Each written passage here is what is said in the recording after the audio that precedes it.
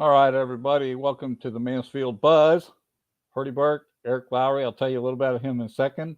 I build the buzz about Mansfield, Eric, but you really build the buzz about Mansfield. Huh. And we're talking to a guy that I had the privilege of meeting one night for dinner. We got connected through another friend named Kimberly. We went and talked and sat around and found out we had a lot in common. But what I really loved was he's kind of got a cool thing going called the Mansfield Insider, and we're going to ask him some questions about that here in a few minutes. But Kevin, welcome. I mean, Eric, welcome.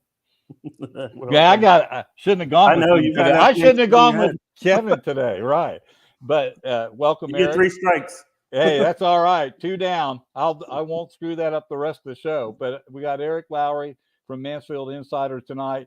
And before I jump into any questions with him, I like to have fun with my guests that come on, and I kind of surprise them with fun questions because we want to get to know Eric. So, Eric, I'm a big music guy, right? I've got deep tracks that I used to broadcast on air for musicians.net back in the old days where we took famous bands, right? And we played some of the songs that nobody really knew about from those bands, right? I'm talking about high-end bands. So last concert, if you remember, you ever went to?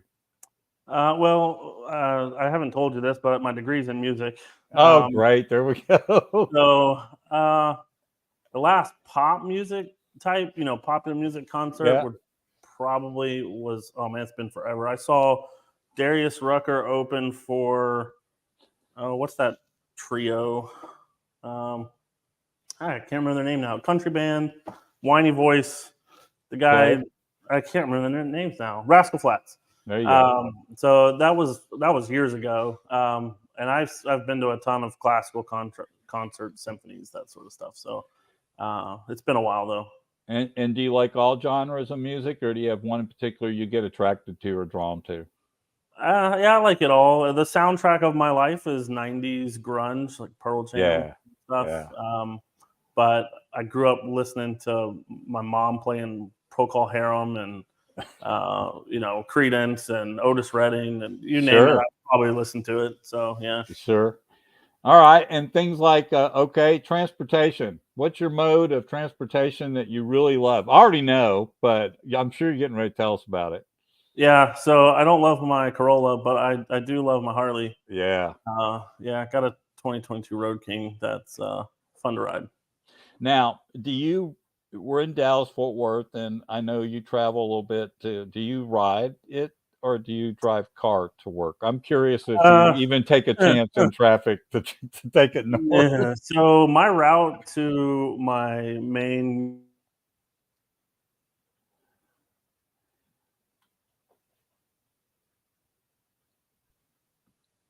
did we lose ourselves? Yeah, you froze up on me. That's all Sorry right. about that. The recording's good, so don't worry about it. All good. So there's a couple spots on my commute that are a little iffy where there's a lot of merging on some of these big highways. And if it's heavy traffic, rush hour traffic, I usually drive. It's not worth it in some cases. So yeah. Now I've done it. Once or twice, or maybe a Saturday, but not okay. Yeah. No, I've done it a handful of times, but right now it's too hot, so I usually just ride right now and just or drive right now, and I ride local. But so, last place you lived? Well, I've been here since right before the pandemic. Before that, I was back home in Atlanta, where I was raised. Good old Georgia. I've lived in Houston as well. I got Texanated in Houston. And then, but I ended up back here after going back home for a little bit. All right, guys. So we're talking to Eric Lowery with a Mansfield Insider. And Eric, I'm always curious. You sent me some questions. First of all, what career are you in personally? I mean, we've talked about this together, but let our audience know you're actually a realtor, right? Yeah. So I actually started selling houses in my senior year of high school. It's not high school, sorry, my senior year of college. And I knew I wasn't going to continue with my music degree and started selling while I was still wrapping up. And I did that for most of my career now at this point. Had a sales team in Atlanta that I ran with a buddy of mine. I basically managed it for him. But I ended up having to leave Atlanta, and that was the end of that opportunity. So working on building another one. Yep. And you love Mansfield. Now, my question for you is, guys, if you're not part of the Mansfield Insider, you can find them, and I'll post this in the description after the show's over, mansfieldinsider.com. You're missing an opportunity to find out everything that is going on down here. So, Eric, tell us a little bit about what is the Mansfield Insider. Sure. I saw a need in the community for a central resource for basically everything that's going on. I moved here and couldn't find the information for myself, at least online. Like I could find some Facebook events or, Google has a little events thing, and there's the government website and the Visitors Bureau site, but those aren't really like daily active type places to go. And I was really frustrated trying to find things to do. So I decided to curate the events through an email newsletter. That's how it started. But at this point, it's a website that has several hubs of distribution. The email's the big one, Facebook group. We're about to launch YouTube, and it's basically a hub for what's happening in Mansfield. Yeah, and what's been surprising is you've been telling me you are super surprised about the amount of subscribers right now in the short amount of time. Tell us a little bit about how people are subscribing. It seems like a lot of people are finding it and getting involved with it. Yeah, the best way to illustrate that, I guess, is the way I originally decided to do it. I work for another company. I took a job with a software company when I moved here, and that company has a email platform that's rather substantial, and I wanted to mirror that with subscribers here for this local idea. But I had no idea if anybody was even interested in it. I just knew I was frustrated myself, and I figured if I was frustrated, then other people probably were. And I decided to just set up an email template to force myself to create a newsletter and learn all the steps that would be needed and see if it was something worth doing. And all I did was post a post in one of the Mansfield Facebook groups, one of the more popular groups, asking people to submit things to promote. Right. Crickets. Like nobody commented. The link on it went to the website that I just threw up that had a subscription box and a way to promote a business or an event. And I forced myself to log into MailChimp the next day and make this newsletter that I committed to. And there were 150 people in the MailChimp account. And I was like, I didn't put these people here. Where did they come from? And it took me a minute to realize that the Facebook post, people weren't submitting their business, but they were still going and subscribing anyway. This was not even a newsletter that had ever existed yet. Right. I went on a hiatus for work over the Christmas break, and but I knew there was something to it, so I partnered up with someone to help me out in January or February, and we decided to make sure we could do it consistently every week. And since then, it's just been a steady. At this point, we're getting 50 subscribers a day plus, just email signups, and I don't see that slowing down anytime soon. It's very obvious that this is a need in the community that wasn't being filled. So the kind of content that you're promoting on the newsletter at this point. Yeah, I started with events because I thought that was where I could be the most quickly impactful and selfishly, like the least amount of work. I could find them and curate them and get them centralized. But we've since branched out into like this last newsletter from Saturday. There was a family here in Mansfield. Both of them are teachers at Mansfield ISD. Their house caught on fire last weekend, I think, or last week. The mother was trapped with her kids, and they were rescued by firefighters. We included a GoFundMe for them in the newsletter. We have it was actually the second most clicked item in the whole newsletter, which I was really happy to see. We try to have a weekly community member spotlight, either someone who's interesting or has an interesting story, or maybe has a unique business or something that I think our readers will enjoy learning about. We try to do that. We post links to the like government meeting schedules, calendars of events for the activity center. Like we try to include a variety of things at this point. And we're actually still trying to figure out what people want. So feedback is welcome, so we can deliver content that people actually want to receive. So I was going to ask you if you obviously got a short-term goal, but you've probably got a long-term goal for what you want to create for the community, right? Could you kind of share a little bit of what you do know in that vision right now? Yeah. The way I look at this, I have the real estate operation I'm trying to build. I look at this as a separate entity. I would like for it to be like a pillar within the community. In the old days, like I say old days, like now I feel old. Where I lived before, we had a very established newspaper. And it's still there now. It's now more digital, of course, but it's like the central information resource for that community. And everybody goes to them for whatever info they need. Obviously, we don't have a newspaper anymore. The one that was here shut down. I know, I think the former editor of that has a website that has tried to continue in that vein. And we're not trying to be a newspaper per se, right. But I like the idea of building something that when someone lives here or is moving here, they Google what's in Mansfield or how to do this in Mansfield, or whatever thing they need in Mansfield, we pop up and we become that resource for them. And if someone says, "Hey, how do I do XYZ?" I don't know, but check the Mansfield Insider, they'll know. So I imagine it kind of being that sort of thing. I think that would be really cool to build something that can live on past my direct involvement, and just be something that the community just knows exists and remains there as a benefit for as long as possible. So.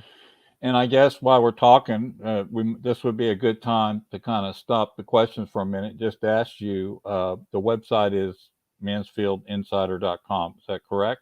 That's correct. And that's where they can go and subscribe and see what's going on and subscribe to it and get started.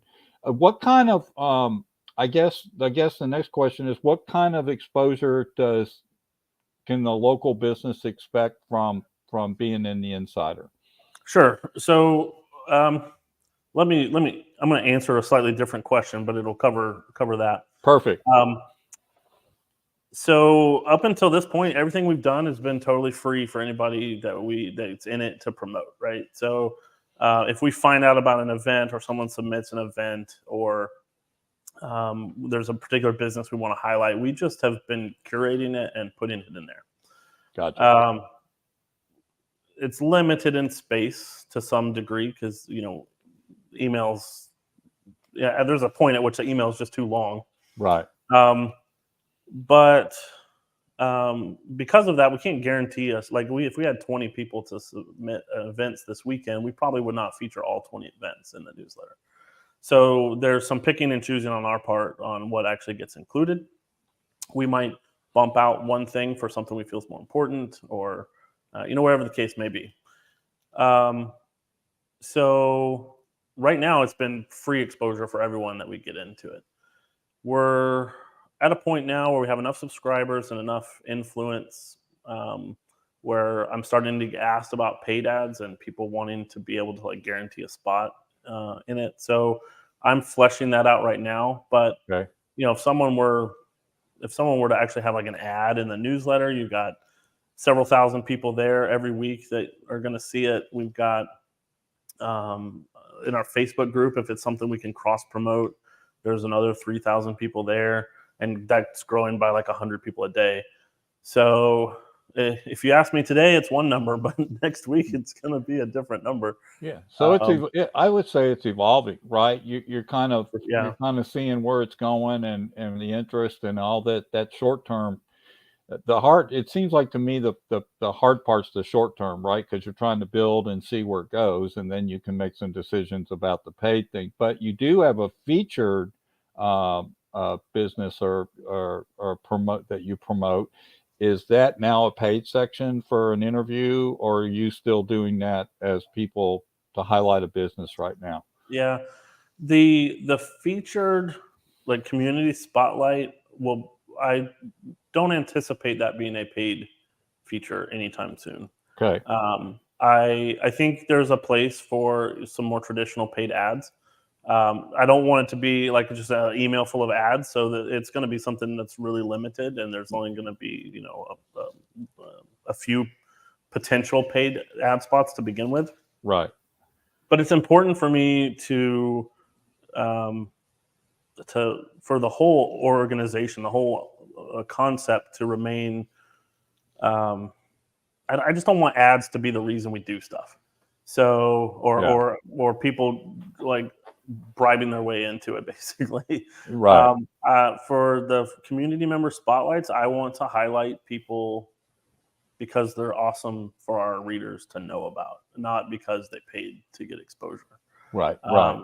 If you want paid exposure, you're probably going to get an ad slot for stuff like that. I think you're probably going to have sat down with me. We probably know each other at this point, and me or someone on my staff maybe is inviting you as a guest that we want to highlight for the community. So that's kind of the way I envision it at the moment.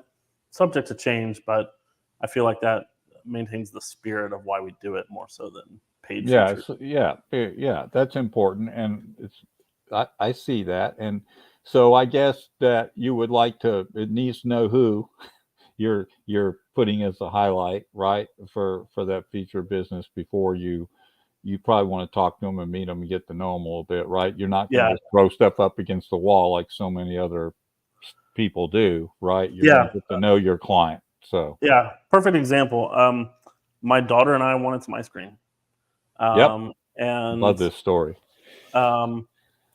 And I don't know if it's the same place that you're thinking of, but we went to a little place, hole in the wall ice cream shop called Get You Some, and it's I can't remember the road it's off of, up Matlock a little ways.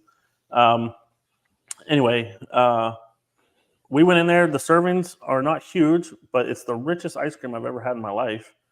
And it's run by a guy who just creates custom flavors every week. And like you might not even be able to get the same flavors the next week. Awesome. His name's Parker. My daughter and I loved, even though I'm not a tiny dude, I like a serving of ice cream. It was so good. I read their social media story, and I was just like, I'd like to have him interviewed for this. Like, this is a little. I didn't know about it for a year, until a year after I moved here, and I got a 10-year-old daughter. We should know every ice cream shop in town. So that's how he got his interview in Insider, and it's things like that I think are just more community oriented, and the spirit of why I do that. So obviously this thing's growing. You've gotten quite a bit of subscribers, and do you reach out for any kind of outside help? I notice in the newsletter you're always saying, if you want to help with this, please contact us, right? So is there anything in particular you're looking for right now? You feel comfortable with what's going on, or future wise, are you looking for some folks to help you out? Yeah, that's a tough question to answer, and it probably changes every week. You might ask every day. It would be awesome to have like how some people in the community, they're just like, I call them super spreaders. They just like want to share everything in the community. Yep. If, in a perfect world, I'd have a couple of those people who volunteer to help build this thing. because they just love the community and love the spirit of what we're doing. Right. This is entirely self-funded by me. I don't have unlimited resources to build this. Right. So I'm not in a position where I can just have a bunch of full-time staff unless this thing is paying for itself, which is not the case at the moment anyway. So that just finding people like that might be interested in a couple hours of volunteer time here and there. We're not a nonprofit or anything special in that way, but if they really like Mansfield and want to promote stuff that's happening or businesses they appreciate or whatever the case may be, finding a few of those people would be amazing. And I think the fact they could honestly start sharing, and maybe we should just say this, if you don't mind, start sharing the website, right? MansfieldInsider.com. And then is there an email where people wanted to reach you, or I think you have one. I don't want to say what it is. Do you have an email where people can reach you? You prefer to use? Coming to us through the website would be best, but news at Mansfield Insider is where the newsletter comes from, and it can be replied to or messaged. Okay. We'll get it just the same. There's probably room to improve a contact form on the website and stuff like that as well. But hey, they get to that website, I'm sure they'll subscribe. I mean, it's really cool. It's easy to get a hold of us at that point.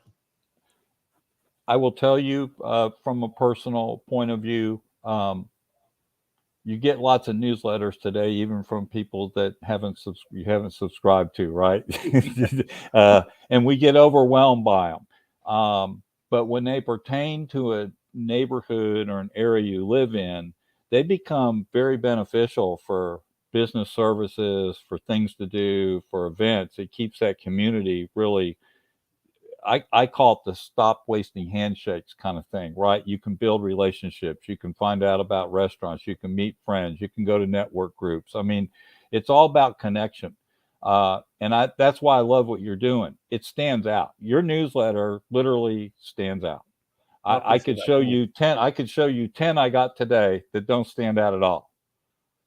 They're more spam than they are give me good information, right? So I actually go through your newsletter and look at the businesses. I looked at the featured article. I think featured article was Karen from Farmers. She was was one of them 2 weeks ago. 2 weeks ago, and the recent one. So the fact is, guys, go to MansfieldInsider.com and get subscribed. And I'm sure if there's anybody, I got 2 comments here.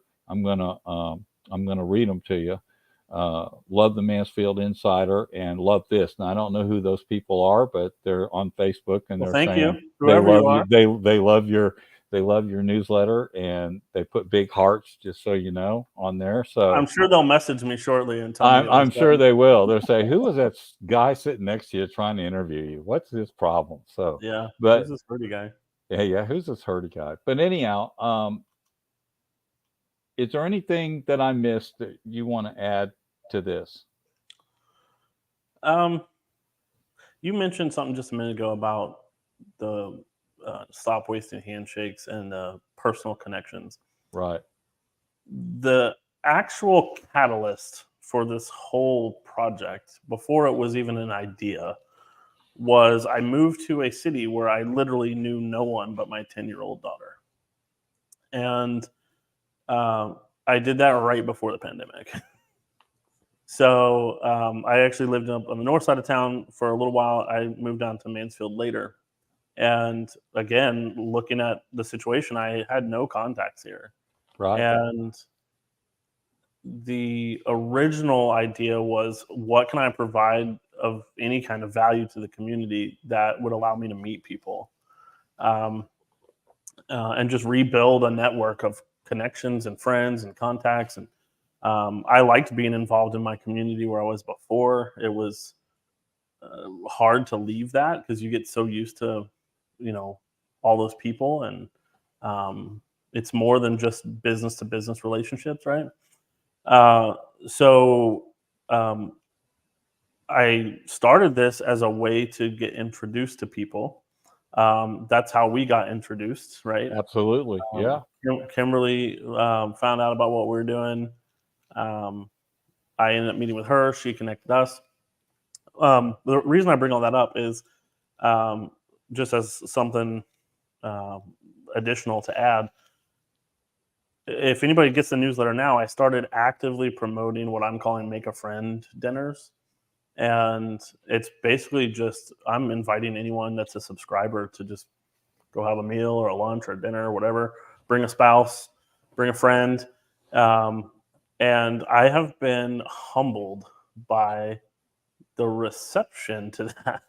I originally thought like people, I'm sure some people are probably put off by it, but I really thought it would be like people would be like, what the heck is this guy doing? But the reality is I'm making connections just like I had with you, getting some barbecue. And I was personally inviting everyone to that, but now I've just started putting it out to the public. And just this week alone, I think since Saturday, I've scheduled 5. And I would like that very much to continue. That's helping me connect people to each other already. And also, I that was my original goal, was to actually be able to meet more people, and it's doing that. So in that regard, this has been a pleasant surprise. Eric Lowery, Mansfield Insider. Guys, go check out the website. Get subscribed. Eric's not shy about meeting with folks. He loves to meet and talk to people. He's been to our network group a couple times. I like him. We got together and had some fun. So he's cool.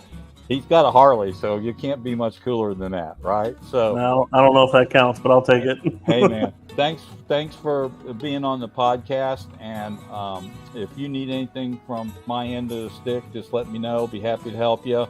I'll be a super spreader for you all day long if you like. So thank you, Eric. I appreciate it. Thank you, Ernie. All right, y'all have a great evening. All right, see ya.